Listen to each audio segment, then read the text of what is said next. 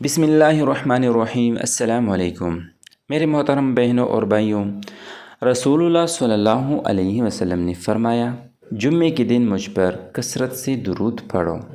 اسی طرح حضرت ابوبکر صدیق رضی اللہ تعالی عنہ نے فرمایا، نبی اکرم صلی اللہ علیہ وسلم پر درود پاک پڑھنا گناہوں کو یوں مٹا دیتا ہے جیسے کہ پانی آگ کو بجھا دیتا ہے، اور حضور صلی اللہ علیہ وسلم پر سلام بھیجنا اللہ تعالیٰ کی رضا کے لیے غلام آزاد کرنے سے افضل ہے، اور رسول اکرم صلی اللہ علیہ وسلم کے ساتھ محبت کرنا اللہ کی راہ میں تلوار چلانے اور جانیں قربان کرنے سے افضل ہے۔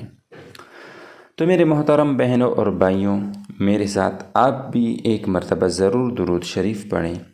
اللہم صلی علی سیدنا محمد وعلی آلہ وسلم۔